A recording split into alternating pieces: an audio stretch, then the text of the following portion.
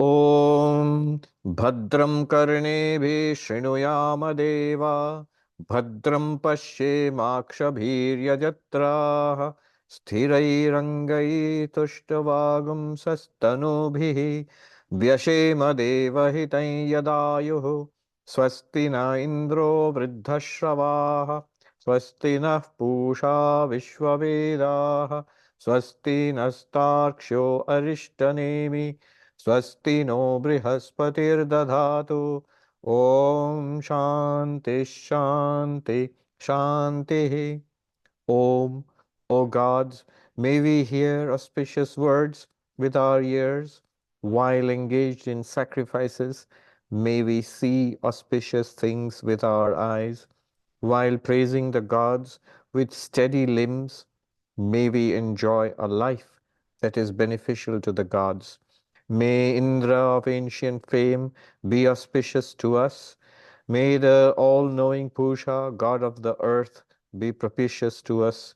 May Garuda, the destroyer of evil, be well disposed towards us. May Brihaspati ensure our welfare. Om, peace, peace, peace. We are studying the Mundaka Upanishad, and we are almost towards the end, the final mantras, the climax of the Upanishad. We are on mantra number 5. We're going to start mantra number 5. So in these mantras, the result of all of these teachings is given. Result is moksha, liberation. And that is described in quite a bit of detail. And some of these are very important, very sublime, poetic, but also philosophically very important for Vedanta, these mantras. What happens when you become enlightened? What is the result, especially for this cycle of birth and death? How does that come to an end? What constitutes freedom? And this is the source on which later Vedantic doctrine, what we talk about in other Advaitic texts, which are much later, they all trace their teachings back to such Upanishads. So it's important. Mantra number 5. Samprapyainam rishayo jnana triptaha kritatmano vitaraga prashanta te sarvagam sarvata prapya dhira yuktatmana sarvameva vishanti. I'll read out the translation and then go into the explanation. The translation is 5th mantra. Having attained this, the seers become contented with their knowledge, established in the self, freed from attachment and composed. Having realized the all-pervasive one everywhere, these discriminating people, ever merged in contemplation, enter into the all. Again, lot to unpack here. The entire spiritual journey has been packed into this mantra, along with the practices and the result. So let's just see. I will take up the words in the mantra in a certain sequence so that the whole thing makes sense to us. So there is this word, dhira. Let's take that as the base. Dhira means the heroic spiritual seeker. It means the person who is striving to equip himself or herself with the qualifications for enlightenment. Shankaracharya here gives the essence of the dhira. He says, who are these dhira, these heroic spiritual seekers? In Shankara's commentary, it says, Atyanta Vivekino. Atyanta Vivekina, those who are extremely discerning. Viveka is the ability to discern, to separate two things which come to us mixed up. The ability to separate in our understanding, not physically, in our understanding. Life comes to us mixed up. So the ability to separate good from bad, the right from wrong, real from unreal.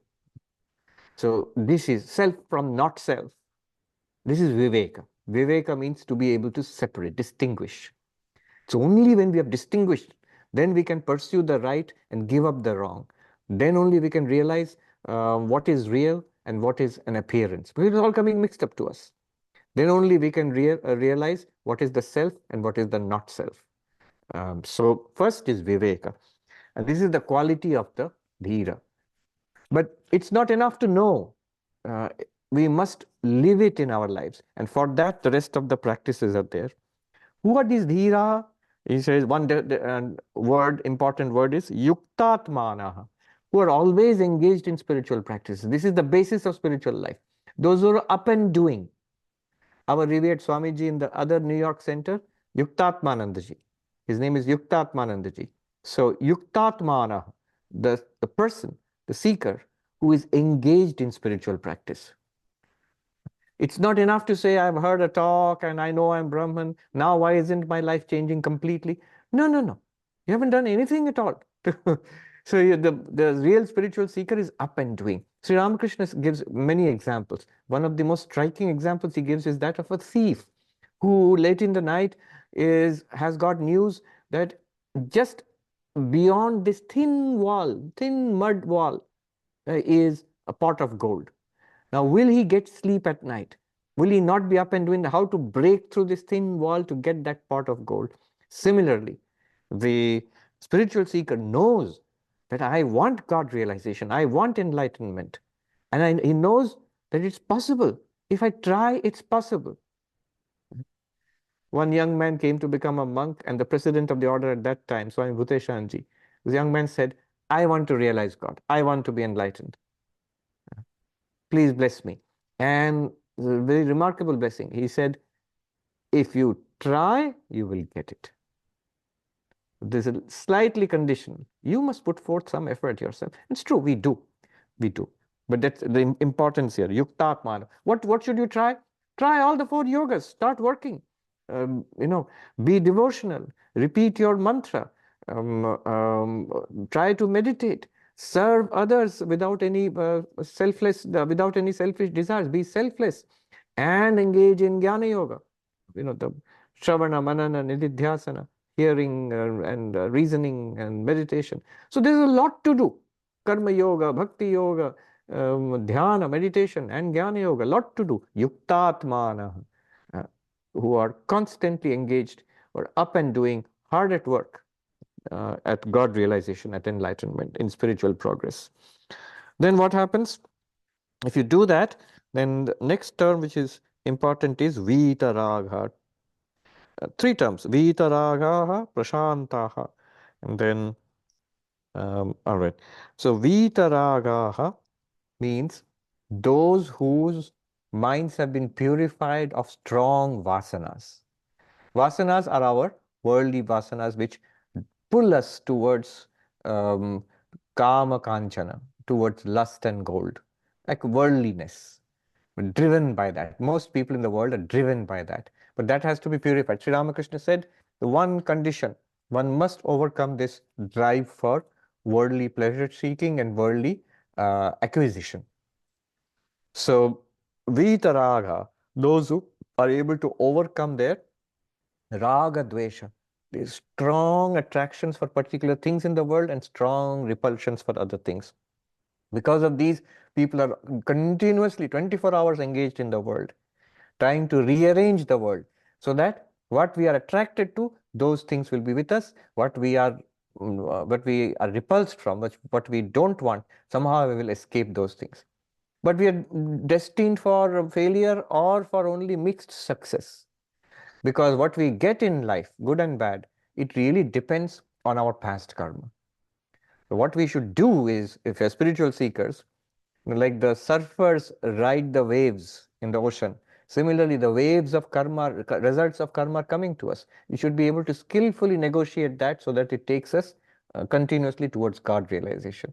And the way to do it is nishkama karma. Karma is coming, and the activities we are doing, results are coming, but do it without any worldly desire. Do it only with the desire for God realization. Do it only with the desire that karma yoga will give me purification of mind. Obstacle towards God realization, raga dvesha, impure mind. Then what is the solution? Pure mind, chitta shuddhi. What is the method? Karma yoga, selfless life. Because the greatest impurity is selfishness. Everything, name, fame, pleasure, achievement, wealth, everything must be for I, me, this one. This strongly binds us to this little personality. What we are trying to achieve is just the opposite. I am the one reality in all beings. At the same time, if I hold on to these things which bind me strongly in this one personality, I'm pulling in two different ways then. I'm trying to confirm myself in this little personality. At the same time, I'm trying to say I am the all. It's not possible.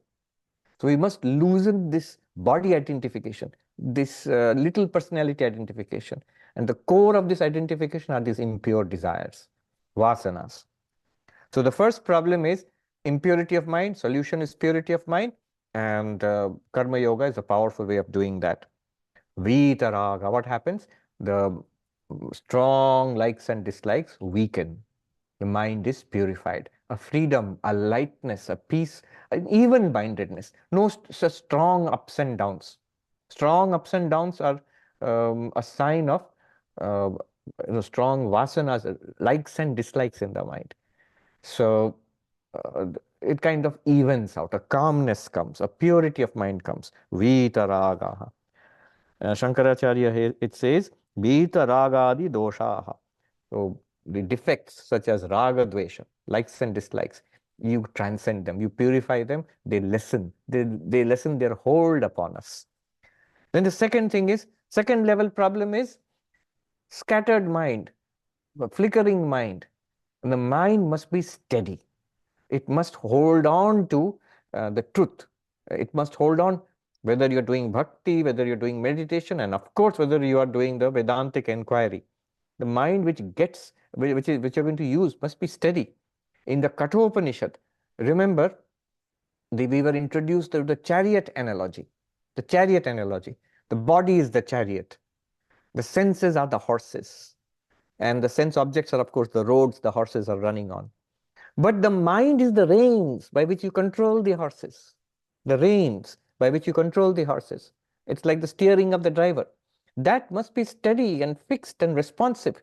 If it is loose, then you can't control the body and the senses. You can't control the chariot and the horses.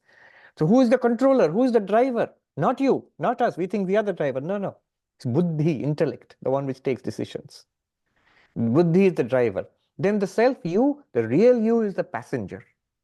And the journey is from not knowing the real you to knowing the real you, from the apparent self to the real self. So that's the beautiful analogy of the chariot. Now there, the mind, they say samanaska, attentive mind. Mind, what is now very popular, mindfulness. Attentive mind, focused mind, concentrated mind, ability to take hold of something and then hold it until it is achieved. We catch hold of many things and let go. We catch hold of the right thing also, but then we let go. That's our problem.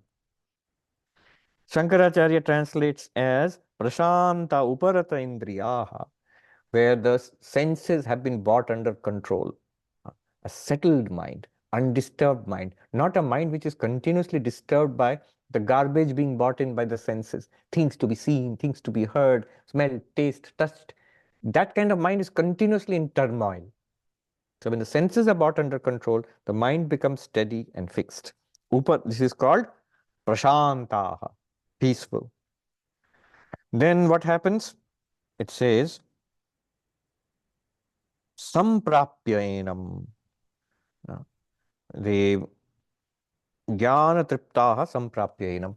The third level is, so ignorance is removed by knowledge. So by knowledge, you take up the course of practice of jnana yoga, which is shravana, hearing and studying Vedanta, then thinking about it till one gets clarity. After getting clarity, meditating upon it till it becomes a living reality. That becoming a living reality, he calls it here, samprapya, attaining which. Shankaracharya explains, samprapya, samavagamyena, atmanam rishaya darshanavantah. Having attained it. What is attainment? He says you become a rishi. And the translation of the word rishi, it's usually translated as sage, but there's a particular technical meaning. The technical meaning is rishaya mantra drashtara. The seers of the mantras are called rishis. Here Shankaracharya takes it as rishaya darshanavanta, those who have seen. Not only those who have read books, those who have heard the lectures, And those who have attended classes, those who have meditated, those who have done bhajan, those who have done arti, those who have given in charity. No, no, no. Ultimately, it must be, you must be, I must be, Rishaya, Darshanavanta, the ones who have seen, the ones who've seen the truth. What is the truth? That you are the self, you are Atman.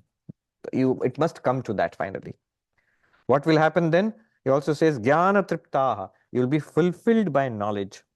When you see, what the result will be, Tene, Shankaracharya explains, Teneva Jnanena Tripta, na bahyena Tripti sadhanena, sharira upachaya karanena. Tripta, fulfilled. By this knowledge you will be fulfilled. Your happiness, peace of mind will come by this by what you have seen. What seen about yourself. You will realize you literally do not need anything from the world. You do not even need this body. You do not even need this mind. They're all very good. But you are this limitless existence consciousness bliss. The world needs you. The body needs you. The mind needs you for its very existence. Satta spurti, for its existence, for its light, awareness. The world and the body and the mind, they need you. But you are fulfilled by realizing your unlimited nature. Tripta, jnana tripta, fulfilled by this knowledge, by realization. Na bahyena vishayena. He says, not by external things. And gives an example, a gross example, sharira upachaya karana, that which nourishes the body. So what are people normally tripta, that means fulfilled by, satisfied by?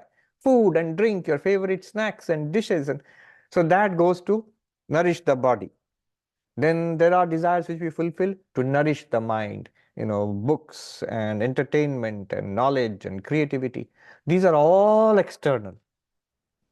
Not those, not those. You're fulfilled by the realization that I am Brahman. Then comes eternal peace. This is called Jnana Triptaha. And as a result, what happens next? Kritatmana. You have done. Kritatmana means the one who has done what has to be done. Here Shankaracharya explains, Kritatmana Paramatma Swarupena eva Nishpannatmana Santo. Those who have become one with Brahman. They have done what has to be done in life. They have realized what has to be realized in life. They have got what has to be got in life. In Bhagavad Gita, Krishna says, having got that, after which nothing greater remains to be got. You may still get many things in life afterwards. You will. And we'll see why you will get many other things in life afterwards. But you will never consider anything afterwards to be any greater than what you have got by this knowledge. Nowhere close. This is called Kritatma. There's a person who has got, Krishna says in the Bhagavad Gita, Yam labdva na chaparam labham manyate tatodhikam. Having attained which, got which, gained which, one does not consider any gain in future to be greater than this. And he also adds there, Yasmin sthito dukkhena gurunapi na vichalyate. Established in which, the greatest of sorrows, which means, by the way, sorrows will come, even great sorrows may still come. And we will see later why great sorrows, good and bad things will still come from the enlightened one. But you will not be shaken by any of them. Dukkhena gurunapi na vichalyate. It cannot shake you. This is called Kritatma. In Panchadashi, the author Vidyaranya Swami says, why is an enlightened person so satisfied, so happy, so fulfilled? Because, he says, he has done what has to be done in life, one. He has realized what has to be realized in life, two. And he has got what has to be got in life. For the first time, you're fulfilled in life. So what happens to such people? They realize, what have they realized? Sarvagam sarvata prapya. Attains that reality which is everywhere, all pervasive. And Shankaracharya here makes this important comment. He says, Sarvagam, sarva vyapinam, akashavat. Just like sky pervades the entire universe. You have this, you realize that which is not limited. It's not in one place and not in the other places, not like that. It's not in one time and not at other times, not like that. It's on one thing and not in other things, not like that. So beyond limitation of space, time, and object. It's everywhere There's no place you can go where you will find that which you had realized yourself to be will not be available. There's no such place. Wherever you go, it will be available to you. It's not that it's only in the Himalayas and not in New York or something. No, it's everywhere equally. Then it may be more easily manifest in some places. I'm not denying that. Careful. In a meditation hall, in a sacred place, in a holy place, in the company of a holy person, that reality may be much more easily accessible, much more manifest, no doubt about it. But you'll realize it's always there. It's always there. It's there everywhere, number one. And number two, it's always there. It's not that you will realize it after death or after going to heaven or after something, after a particular experience. No, you will realize even when you get this knowledge, you will realize it was there always. It was always there. And it is you. It's Atma, it is self. Sarvagam, sarvatah prapya. It says, sarvatra prapya. No upadhi parichinnena ekadeshena. Kintarhi tad brahma eva advayam atmatvena pratipadya. Very, very nicely put. This word, sarvatah prapya, means attaining everywhere. Wherever you go, that one is available. Whenever it is, that one is available. And whatever you experience, that one is available. All the time. Effortlessly, continuously available. He says, not upadhi bhedena. Not that Brahman is only, upadhi means the name and particular name and form through which Brahman is experienced. So only when it is in the name and the form, this particular form, and I call it Krishna, then only it is Brahman. No, no.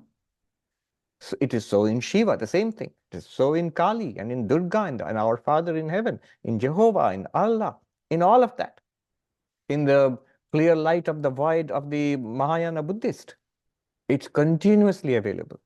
In and through all of these are different conceptions, names and forms, upadhi. Why just these divine names and forms? Even ordinary things, in all men and women and all in the trees and the sky and the earth and the rock and the dog and the cat, everywhere shining forth. Not in one particular upadhi, but everywhere. That is Brahman. Brahman is unlimited by space, unlimited by time, unlimited by object, available everywhere as how? Very important. Atmatvena pratipadya. Realizing I am that one. Therefore, I am unlimited by time. I am unlimited by space. I am unlimited by object. Unlimited by time means I am eternal, immortal. Unlimited by space means there is nothing beyond me. Everything is in me and or is appearing in me. Unlimited in object means there is no second reality apart from me. That means whatever I see, whatever I have experienced and not experienced, whatever there is in this universe is not a second thing apart from me. They're all yours. They are all you, in fact. No one is far apart from you. And no one is an other. Holy Mother's last words before she passed away, she said, my child, this world is yours. Learn to make it yours. There is nobody is an other to you. There's nobody is an other to you. It sounds like very common sense and sweet advice, but it's very deep Advaitic, non-dual truth. Sarvatah prapya. Then sarvameva avishanti. At the point of death, one merges into this Brahman. The individual being who was liberated was the Rishi, Dhira, who realized I am Brahman, will live for some more time because of past karma. We'll see that in the next mantra. And we will be called Jivan Mukta by us, those who recognize this person to be enlightened. And then when that particular body dies, Sarvam eva vishanti. The physical body, the subtle body, the causal body will merge into their respective bases. And the Atman, of course, is one with Brahman. That is the end of the Jivan Mukta's life. And after that, what is called Videha Mukta, bodiless liberation. Of course, all this is from our perspective. The Upanishad is telling us from our perspective. The enlightened one's perspective, the moment the enlightened one realizes, will say that I am, and I always was, and I always will be Brahman. Yes, this body is there now. It's continuing as a limited being. And after some time, the body will disappear. From my perspective, from your perspective as the enlightened one, no difference really. But from the other's perspective who see the enlightened one present and a great blessing to our He is with us. It's the greatest of blessings to be with such a person. And then at one point, the body goes away. Uh, that will be discussed now. When the body goes away, what happens of the enlightened one? How is it different from the non-enlightened one's death, and so on? You know, most revered President Maharaj, Swami Smarananji Maharaj, passed away yesterday. He was 94 years old. He was the president of our order. A wonderful, wonderful monk. It is really a privilege to little bit also what we have seen of him from a distance. It's of course very senior.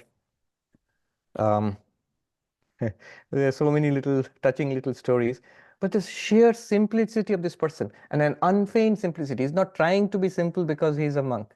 There are those who try, by the way. I'm simpler than you. The competition for being simple. No, but he was this. That kind of simplicity comes from a real purity, inner purity, a childlike simplicity.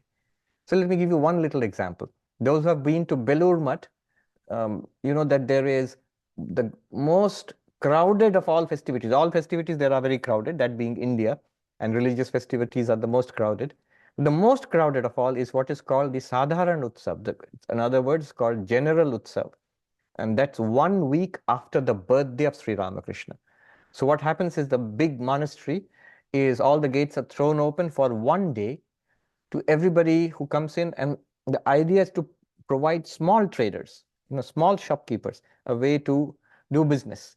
So a cloth seller, a toy seller, somebody who's selling coconut water, little stalls. There are literally hundreds and hundreds of little shops and hundreds of thousands of visitors throughout the day. That's the only day in the year when the gates remain open from the morning till night. And it's an incredible crush. If you walk there, it'll take you several minutes. What could have taken, you can go in 5 minutes, will take you 20, 30 minutes across because it's so many people. All right.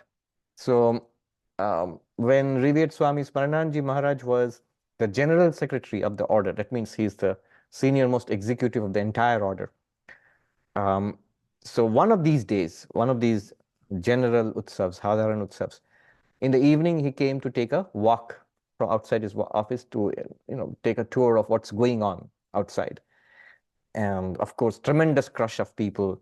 And he was surrounded by a group of monks and other non-monastic assistants, because he's literally basically the administrative head of the entire international organization of our order. And he's over 80 at that time.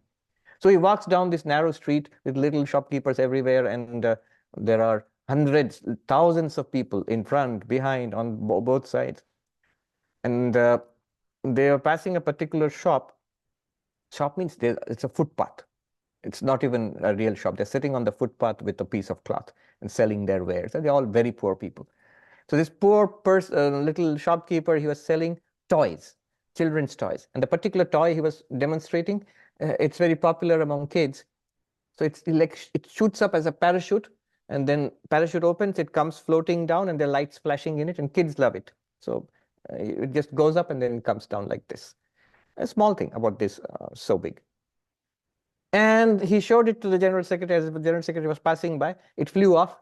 And it's those who have seen Belur Mutt, it's the Saradapet campus on the outside. So that's where it happened.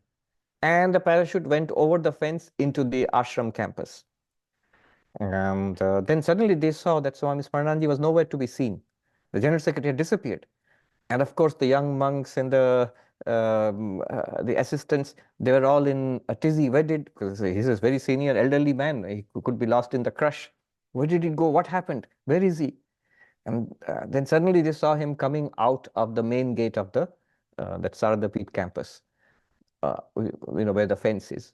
And he came back with a little toy, the parachute, and returned it to that poor shopkeeper.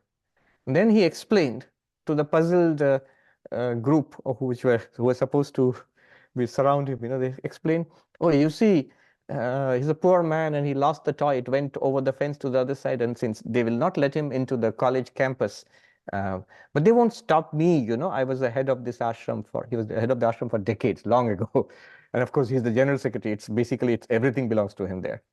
So they won't stop me, the guards won't stop me. So I went in there and I found it and I returned it to him.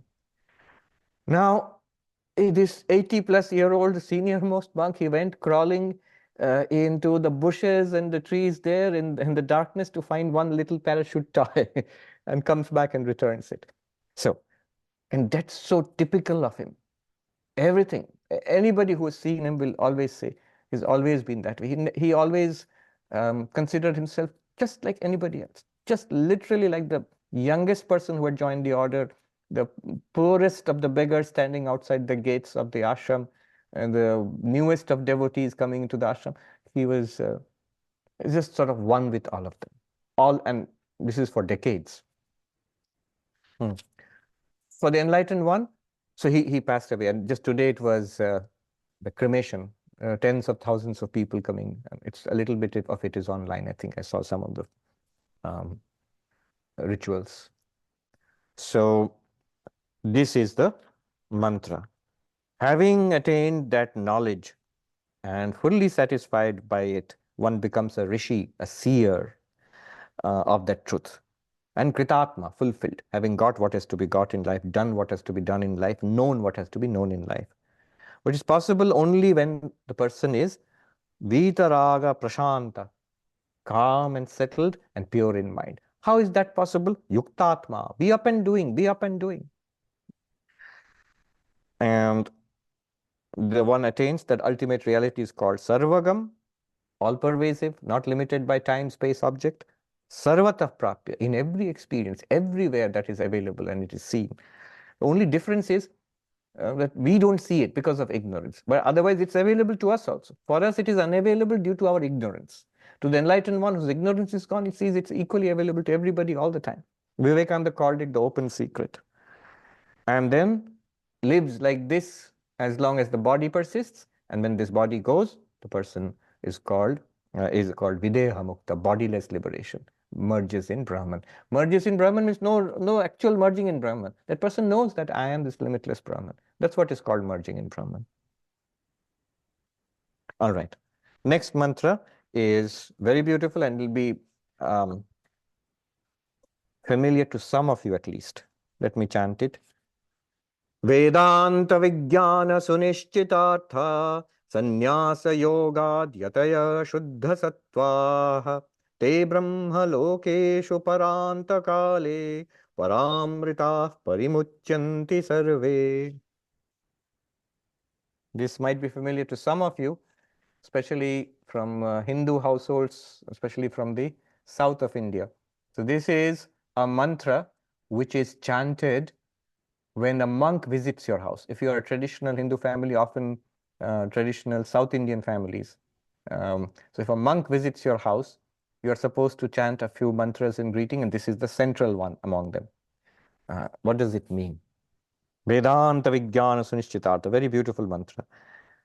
Those to whom the entity presented by the Vedantic knowledge has become fully ascertained, those who are assiduous and have become pure in mind through the yoga of monasticism, all of them at the supreme moment of final departure become identified with the supreme immortality in the worlds that are Brahman, and they become freed on every side. All right, we'll see unpack this. So when the monk comes, this is chanted. What does it serve? It shows to the householder who's receiving the monk the high spiritual goal of life embodied by that monk. It also reminds the monk what he's all about, why he's wearing that. Somebody said, why do you wear an orange bathrobe? No, sorry. Said, why do you wear an orange bed sheet? So why are you dressed like that? What is the meaning of being a monk? So the monk is also reminded, and the householders who are receiving that monk, they are also reminded of this high goal of spiritual life. So let us look at the words. Vedanta Vijnana Sunishchitartha. Such a beautiful term. Vedanta. What is Vedanta? Vijnana, a science. The body of knowledge called Vedanta. Sunishchitartha, artha, the purport of it, the meaning of it, the point of it all. Sunishchita has been ascertained, has been clarified. These are the ones who have ascertained the final purport, the essence of the science of Vedanta, the body of knowledge called Vedanta. Who are these? These monks. So Vedanta Vijnana Sunishchitarthaha. The whole thing refers to the monks whom you are greeting. Vedanta, of course, we know, it is the final conclusions, the teachings of the Vedas found in the Upanishads, like this Upanishad, for example. So, Vijnana, knowledge. What is the purport of it? Artha, what is it? It has been put in, it can be put in very simple terms.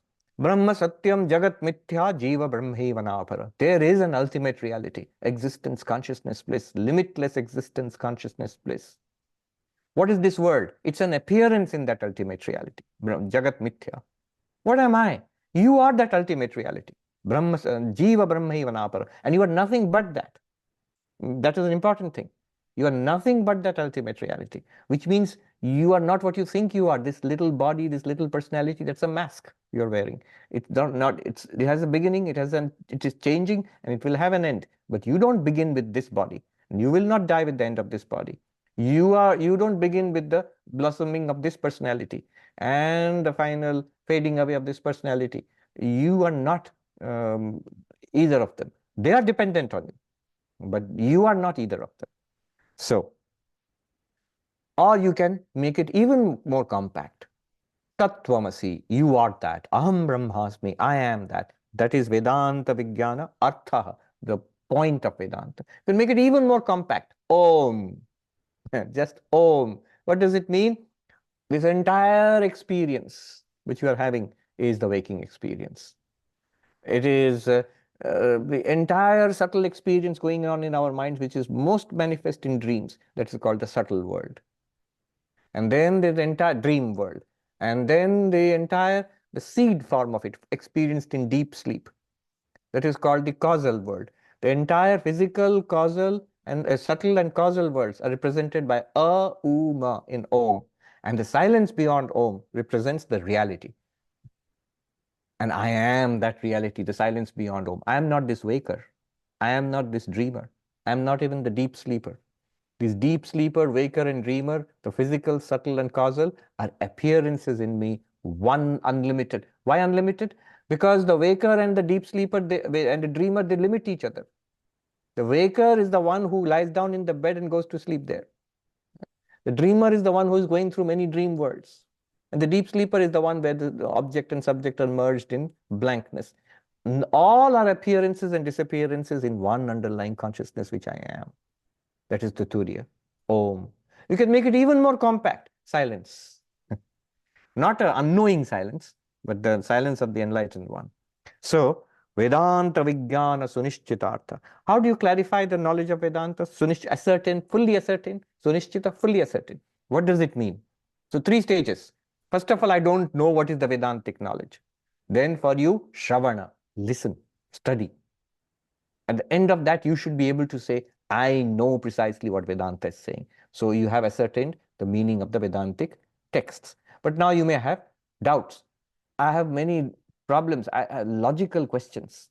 It doesn't make sense. This doesn't make sense. That doesn't make sense. I would like to know, this is not clear. That is not clear. I know what the book says. I know what the Swami says. But this is not clear. That is not clear. So that's the second stage, reasoning, where raise every possible question. Try to go through the answers which are provided by the teacher or the texts and try to see what is being said. Then you ascertain at the second level. First level, you got the meaning of the book. Second level, logical. You understand it now. Earlier information, now knowledge. You have understood. Then third level is you say, I understand it. It's clear to me. It's not reflected in my life. My life is still going on. I'm the same old dude who was there before all Vedantic study. It's not changing my life. I'm not overcoming suffering. I'm not attaining that limitless peace which is promised. So that you meditate upon the clarity so obtained. Stay with it, stay with it. Try to live it. Try to express it in, as Vivekananda said, my mission in life, it can be put in a few words. To preach unto humanity their inner divinity and how to make it manifest in every movement of life. To try to manifest in every movement of life. Try to walk the talk. And then meditate upon it. That is Vedantic meditation. What will be the result? Sunishchitartha. That is full ascertainment. You have fully ascertained. There is no more doubt about what Vedanta says. There is no more doubt about the understanding of Vedanta. No more confusion, logical, rational questions, confusion. And you will also say it's real. You will say, I know what Vedanta says. I have understood what Vedanta says, and it's real. This is called Sunishchitartha. What a beautiful phrase. Vedanta Vijnana Sunishchitartha. That's what we all want to be. Who are they? Here I must say the Upanishad is unapologetically monastic. Sannyasa yoga yataya shuddha sattvaha.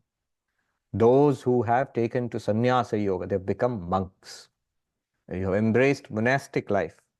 You have actually given up worldly pursuits, turned your back upon the world, and only one goal is to realize this Vedantic truth and embody it in life. One goal is to be free in this life itself, living in this body, Jivan Mukta, Sannyasa Yoga. So, technical meaning of Sannyasa Yoga, I must put it there because Shankaracharya in the commentary has given. What does sannyasa, monasticism mean in the Vedic, in the Vedantic context? What's the meaning of becoming a monk? Yes, you are celibate. Yes, you have no property. Yes, if you're part of a monastic organization, you're obedient. So in the Catholic monasticism also, chastity, poverty, and obedience, these are the vows. So monastic vows are there. But technically, what does it mean in the Upanishadic context, in the Vedantic context? So there's a technical meaning here. The meaning is this. There are these three kinds of worlds one may, the devout Vedic person, devout Hindu may aspire for. One is human birth. Next life, I'll be born in this human world, in a good human birth. And then after death, I aspire to the higher heavens, which my ancestors have gone to, the heavenly life. And then the highest possible attainment is called Brahma Loka, is, the heaven of Brahma, the highest one. The first one is attained by human birth. This is a little technical, a little arcane, but try to get it. It is attained by children. So you marry and you have children who will perform the funeral rites for you by the merit. See, it's a Vedic context. Everything is Vedic yajna and sacrifice and all of that. By the merit of those Vedic rites, the Shraddha and all performed for you by your children, by that merit, you will attain a human birth next life. Many ifs and buts here. First of all, you have to marry and you have to have children, and the children should be willing to perform the Vedic rites for you. And you have to believe in all of this, that this will propel you to a human birth next life. So anyway, that's the first goal. People want that. The second goal is heaven, attainment of heaven. So even here, in the Katha Upanishad, in the Mundaka Upanishad, we had a section on Vedic rituals, which will take you to heaven. Nachiketa's second boon was about what will take me to heaven. Because he saw his father and uncles and all, they were performing these things. That was what's going on as religion. So you go to heaven. There's a second goal. After death, I will go to heaven and stay there. For that, I have to perform certain Vedic rituals, which will give me a lot of merit. Even now, I've seen, in the United States, I've seen a very devout Brahmin family. They invited me, and I will not say where, but they invited me for a ritual. It was a very big ritual, very expensive. With some of the bigger ones tend to be very expensive. They had got priests over from India and so on and so forth. But all of it was a Vedic ritual to gain merit, so which will presumably propel the performer of the ritual to higher lokas and all. That is not Vedanta. In fact, all of these are to be rejected. That's what Vedanta is going to tell us. You have to go beyond all these. That is the ritualistic religion. That is the conventional religion. This world and the next world, I'll be happy. I'll still keep going around in this merry-go-round. That is not what Vedanta is about. Not any kind of spirit. All kind of spirituality takes you beyond this. This is all within the realm of cause and effect. All within the realm of karma. So that's the second goal. The second goal, heaven. Third goal is highest heaven, which is attained by certain Vedic meditations called Vidya, which will take you to the world of Brahma, the highest possible attainment in the Vedic hierarchy of heavens. So all of this I'm summarizing. It says, Putrena manushya lokaha, karmana pitrilokaha, vidyaya devalokaha. This is a phrase used in the Brihadaranyaka Upanishad. By children, you attain the mortal world. This is a secular meaning also and religious meaning. Secular meaning, of course, is you continue in this world as your children. That's why people have children. So that's a goal, and that's a primary driver of your human life, family and children and all that.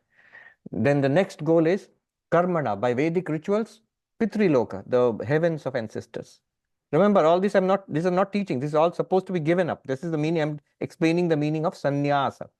And third is vidyaya, by Vedic meditations, devaloka, brahmaloka, the highest heaven, the attainment of that. All of these are temporary. You come back from them again, and you go around in the cycle of birth and death. What is sannyasa? Sannyasa is giving up all these. A monk is supposed to give up the desire for children and the attainment of continuity in a biological sense and the attainment of human births. Give up that desire.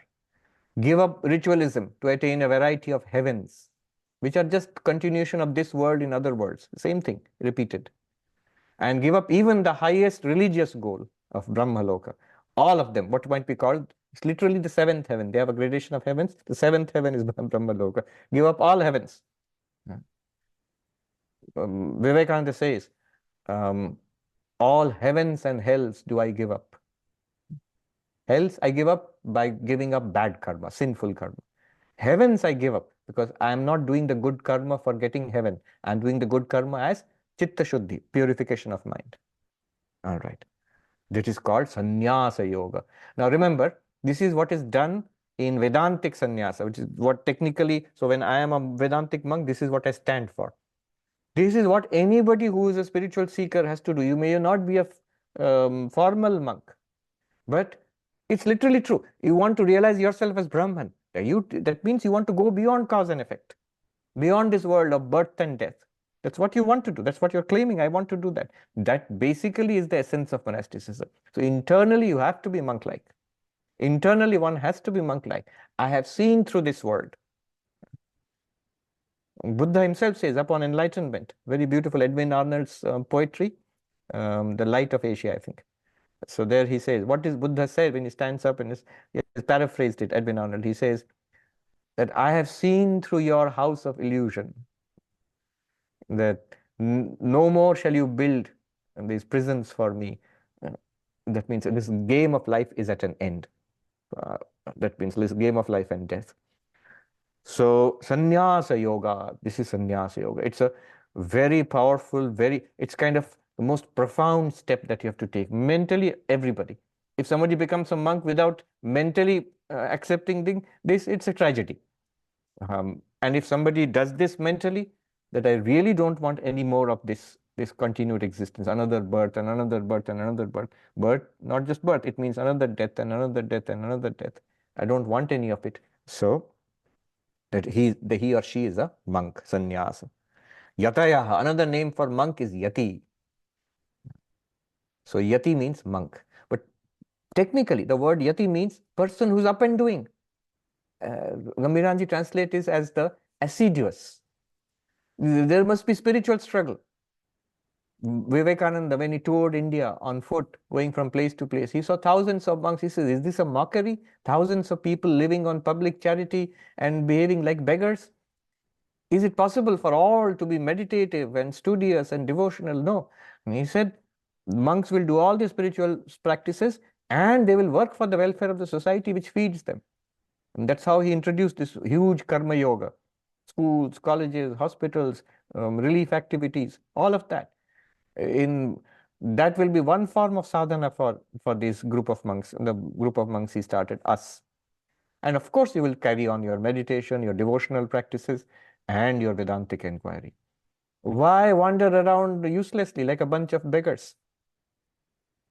Yatayaha, those who are up and doing. Shuddha sattvaha, with their minds purified. So these people, you cannot remain in this way if the minds are not purified. You'll be dragged down again and again into worldliness. Shuddha sattvaha, minds are purified. Sattvic minds. What happens to them? At the point of death. Te brahmalokeshu parantakale. So parantakale, at the final end, the big end, end of all ends. So here is the difference between the end, the death of an unenlightened person, and the death of a Jivan Mukta, enlightened person. In the death of the unenlightened person, what happens? His physical body dies. But the subtle body and the causal body with the reflected consciousness goes on to other births and other lives. It will go to one of those heavens, which the person has hopefully worked for. If the person is a very nasty kind, will go to one of the hells.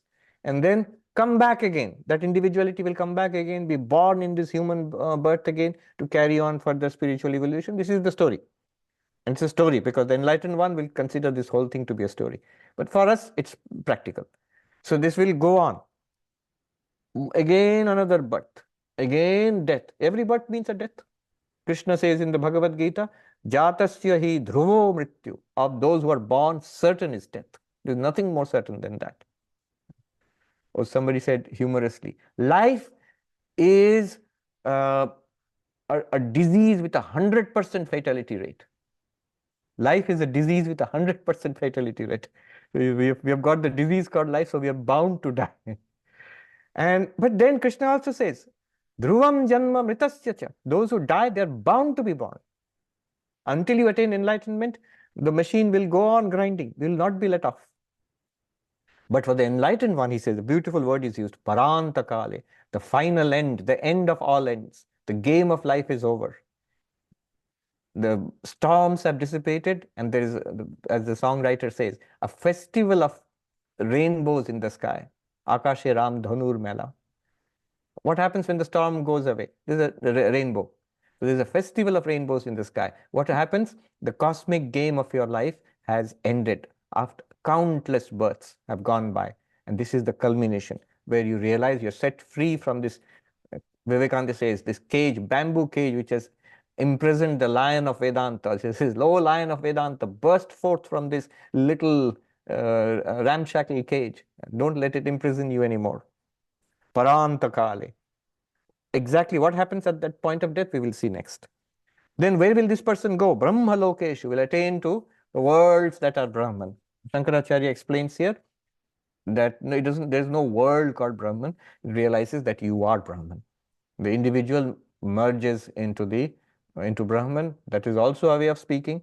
Really, the truth is, this limitless Brahman I am, always have been, always will be, that is realized from the enlightened one's perspective. And from our perspective, that which was the individual enlightened one has now merged with the all, as Vivekananda says, the I has all become, and the all is I and peace.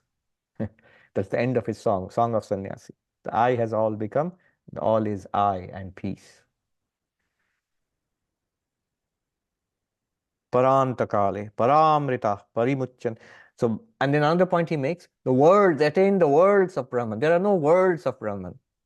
Shankaracharya explains there, because there are many, many spiritual seekers. Many, many who will become enlightened while living Jivan Mukta. So their perspective, as if they attain many, many worlds of Brahman. But basically, they realize that we are all that same one limitless existence. Paramrita. Paramrita means the Paramam Amritam, the highest immortality. See, we who are going through life and death, in one sense, we are immortal. We don't get destroyed at death. Nobody is destroyed. Krishna says to Arjuna, "Oh Arjuna, all these kings and warriors you see arrayed around, they have been here earlier. And they will be here after this life also."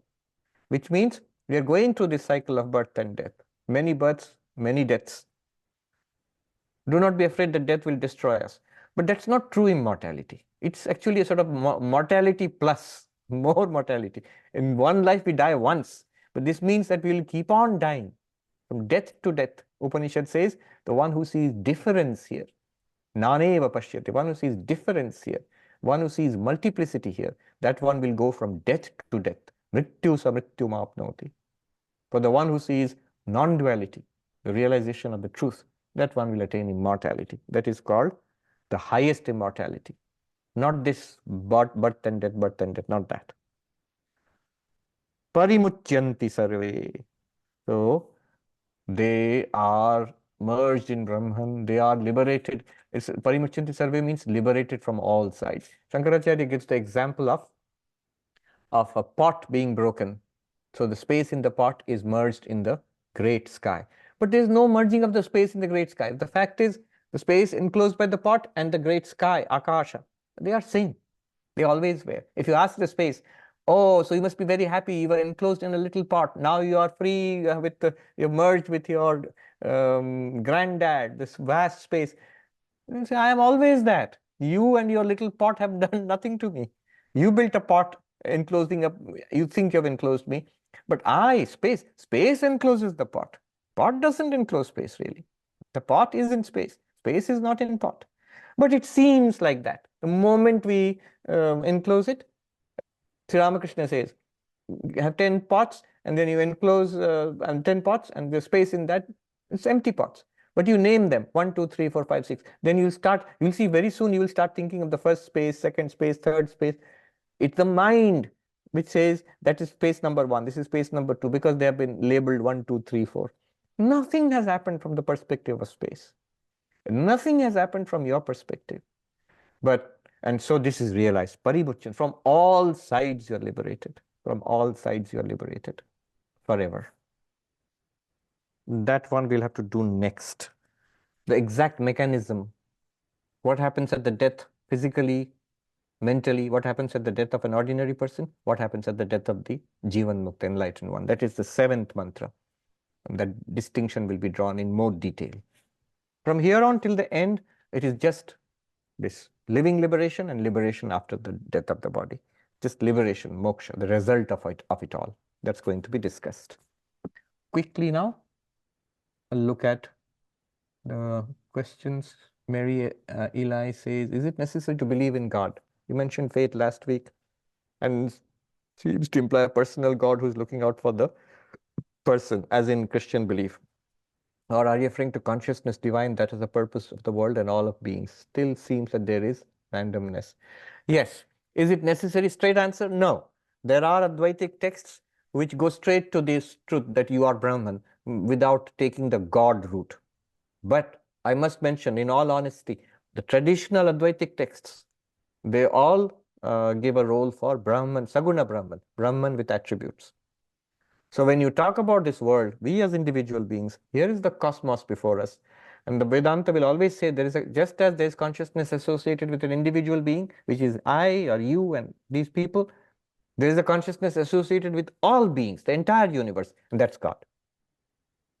Consciousness associated with all bodies and minds, this entire universe, is called Virat. We studied it in Mundaka Upanishad. That's the cosmic form of God. Consciousness associated with all minds, all of our minds, is called Hiranyagarbha, the cosmic mind.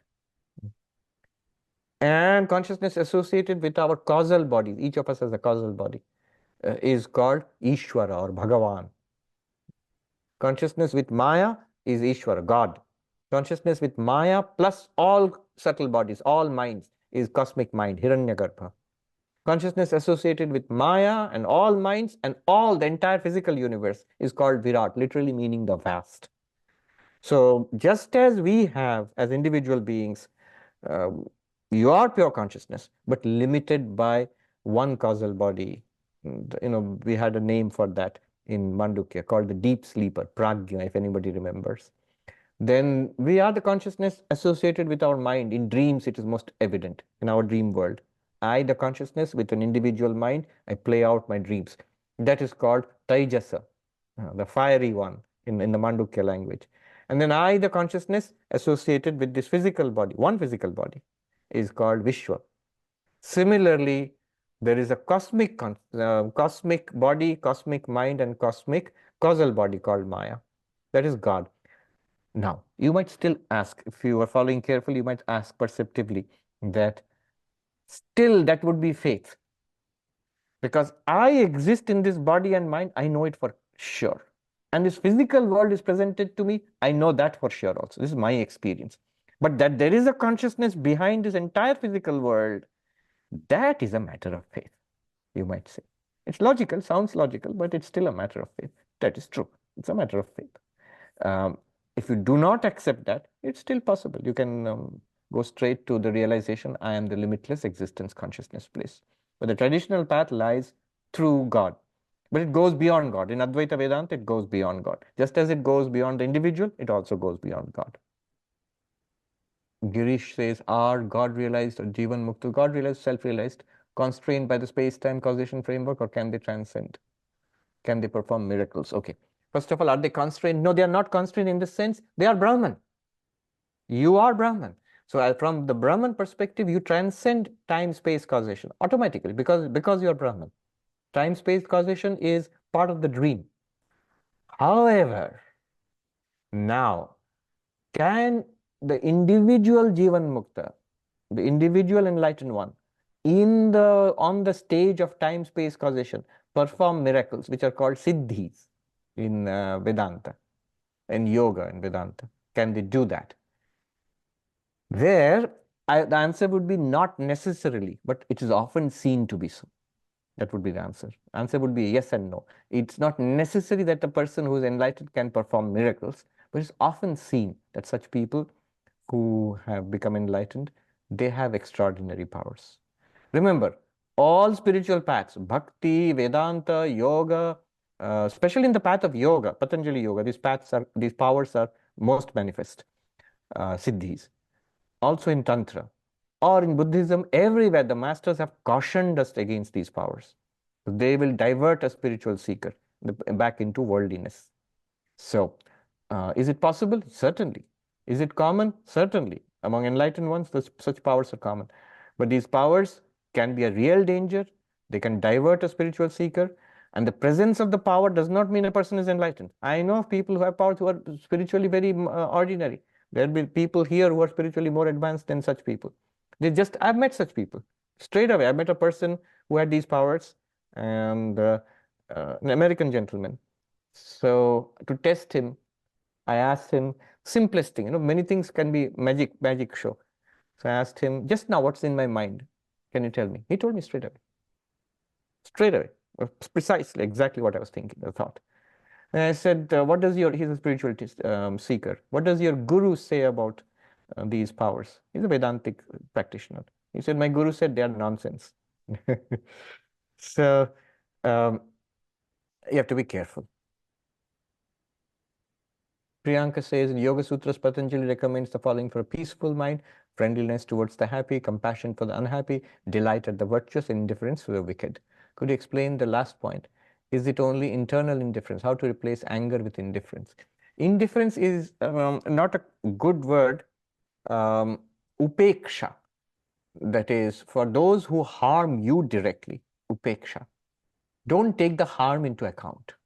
The problem is, if you take the harm into account, natural reaction is anger, and the one who gets angry, first of all, destroys or damages his or her own spiritual path.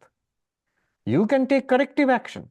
You can stop the person from doing evil. If you're an activist, you can work for remedying the situation, all of that without anger. If you are a yogi, anger is not permissible. It is seriously damaging to your own peace of mind, and it doesn't help. It never helps.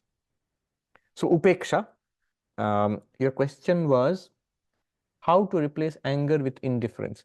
Yes, by noticing the serious damaging effects of anger on my spiritual and worldly life. Remember, you have never been angry, and later on, 5 years, 10 years down the line, you've never looked back and said, that was great, I was good that I was angry and hit out at those people. Over time, we all regret our anger. So what is done in anger is always regrettable. Whereas it doesn't mean that you will have no action. You will take action, whatever is necessary. If it's something that is damaging to you personally, you may completely ignore it and forget it. If it is something that has to be taken care of in society, in community, somebody is doing something wrong and evil, then you will be up and doing, you will, if you can make a difference, but again, without anger. If Mahatma Gandhi could fight the British for the independence of India without anger against the British, imagine. He had many friends who were Englishmen. He had no personal anger against the British. It was an evil and had to be removed. That's all. Amira says, Vedanta helps me understand why not to be selfish and run after money and fame. The sanskar still comes back sometime. Yes, certainly. Question, why should I do this materialistic work if I cannot think about the results, such as money and fame? What is the point? See, if I have a desire for this, I must pursue it within the limits of dharma. That's the only way to overcome. And think about the defects of pursuing pleasure and accumulation. Also, remember, whether you are a monk or a householder, there are no free lunches. You have to take care of yourself, stand up for yourself. You have to have a job if you have a family, if you have to take care of, if you're staying in society, you have to take care of yourself. But Vivekananda said for monks also, yes, the society takes care of you, but you should take care of the society. So your time and energy should be devoted to those who are helpless in society, to take care of them. So one should pursue. The job has to be done. If it's something that you have taken up, a role in the world, you are a manager of a company or you have taken up to earning money, do it well. If we don't do our worldly duties well, we will not do sadhana well also. That's another thing. It's a same mind. We have the same mind. So when it is a time for meditation, there also we will be lax and unmotivated. More difficult, continue being ambitious. Instead of being ambitious and hardworking about the world, be hardworking as karma yoga. Do it really well, earn the money which is necessary, but do it as the worship of the Lord. Brinda says, why Shravanam is greater than any other way in attaining knowledge when it's experienced through anything and everywhere. It's experience, but you will never recognize it. Brahman is experienced, it's true. The enlightened one will experience Brahman in all experiences. But unless we have the knowledge, we will not recognize it. Like the story of the washerman with the diamond. He had the diamond and was experiencing it all the time. He was using the diamond to scrub dirty laundry. So only when the diamond merchant introduced him to it, what was already in his hand. Look, this is the most magnificent diamond I've ever seen. If you cash it in, all your needs will be removed forever. All your want will be removed forever. Similarly. Sanket says it's possible to retain the sense of I-ness while enjoying the bliss of Atman. If not, is the bliss felt by the mind a memory of Ananda, the nature of Atman? No, it's not memory. Enjoying the bliss of Atman as I, the enjoyer of the bliss of Atman, it's still possible, but it's what is called a reflected joy in the mind. I know that in my real nature, I am the Atman. And this knowledge itself gives a lot of happiness in the mind continuously. So that happiness, that might increase and decrease because it's in the mind. It might be episodic also. It's like what you are asking is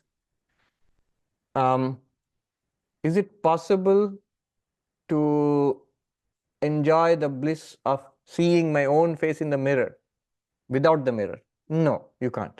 When you have a mirror, you can see the face, but remember, the face and the joy you're getting at seeing your own beautiful face is you're seeing a reflected face. So the joy you get at seeing the face, the joy the enlightened one gets in the mind is also a reflected joy. The bliss of the Atman, that is Atman as bliss, is not a particular feeling. It is that limitlessness of existence consciousness which itself constitutes bliss. Shankaracharya says, it's an ocean which you have within. You are that ocean.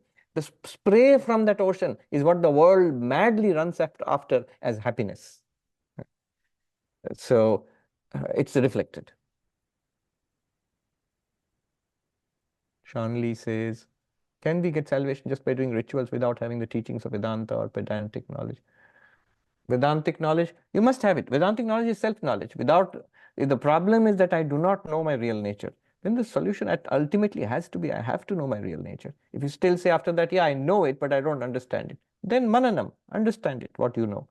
And say, I know it and I understand it, but it's not real, it's theoretical. Then nididhyasanam, stay with it until it becomes a living reality. Without knowledge, it's not possible, at least in classical Advaita Vedanta.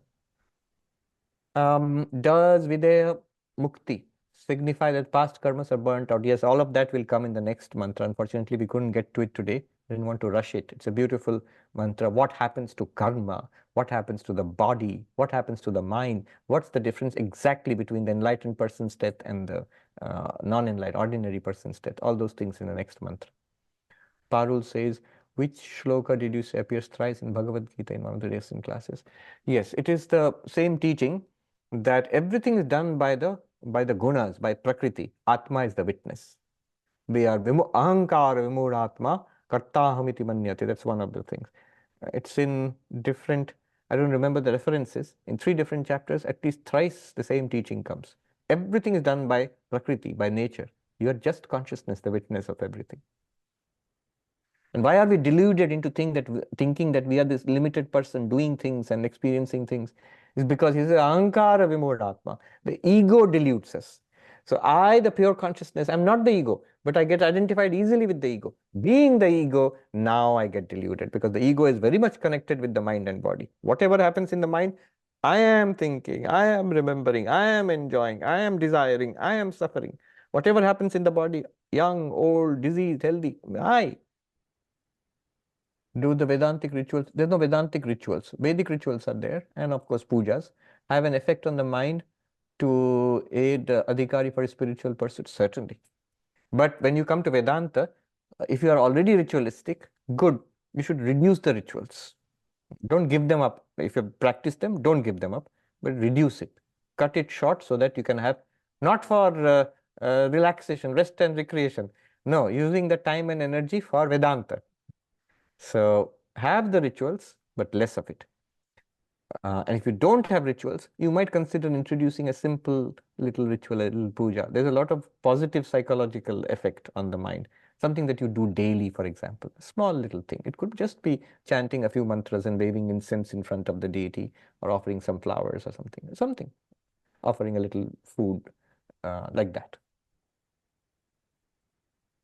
Do V. Srinivas Raju says people in the order of Ramakrishna Loka talk about Ramakrishna Loka, same as Brahma Loka. That's my view, that in all religions, theistic religions, there's a talk of a high heaven, which is a spiritual heaven.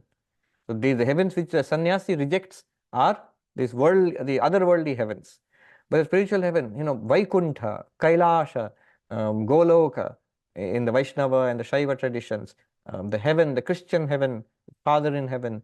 What are those? Are they to be rejected also? No, those are also moksha. You go there, you will never be reborn again. But that is a devotee's way of looking at it. So you still retain your individuality and you go to the presence of God and you are never reborn again. So that's one kind of moksha. But there you go. The difference will be mentioned again in the next mantra. The Vedantic freedom, moksha, is freedom here and now. Right now the job is done, nothing more. There's no more coming and going. But the devotee's heaven, the Ramakrishna Loka, the Brahma Loka, the Christian heaven, the Islamic heaven, the heaven where you go and stay with God. And the Vaishnavas have a lot of analysis of these heavens. This is Salokya, Samipya, Sayujya, various kinds of freedom in these heavens, attaining some kind of freedom while retaining an individuality, not being reborn again. So that's also freedom. You'll never come back, but you'll enjoy the bliss of the presence of God. It's beautiful. But Advaita Vedanta says you realize the ultimate truth here and now, you are free. There is no coming and going. Even in the dualistic freedom, there is coming and going. At least there is going to that heaven. That much is there. The difference is the dualistic conceptions of freedom are all after death, there in heaven. See, after time, there. And in that heavenly body, you will get a divine body and all of that and stay with God. A very beautiful conception. All of it faith-based. And it is all time and space and object. Whereas an Advaitic realization is beyond time, space, and object, here and now itself. You are Brahman, that's it. Not that you become Brahman. You know that you are Brahman. That's final. Sanket says, and does Krishna refer to the minds of the kings arrayed for battle, or their Atman? Minds. I just mentioned causal body, subtle body will go on to the other births. Physical body dies. And this causal body and subtle body carry the reflected consciousness, Chidabhasa. That's the transmigrating jiva, which goes from birth to birth. Kishore Acharya says, along with hearing, analysis, and meditation, should a student of Vedanta give up ritual practices completely, or should they also continue deity worship and other rituals? In the initial stages, one should, for a long time, continue the deity practice and other rituals which you are doing. As I said, cut them down. The emphasis should be more and more on Vedanta. Study Vedanta, reflect on Vedanta, and meditate on that. And use your time and energy for that. But don't immediately give up the external practices. So we, as brahmacharis in our initial days, in training for many, many years. We would do ritualistic worship, devotional practices, mantra japa, and all the seva, and of course, Vedantic study, all of it together. Don't give it up. Om Shanti Shanti Shanti Harihi Om Tat Sat Shri Ram Krishna Arpanamastu.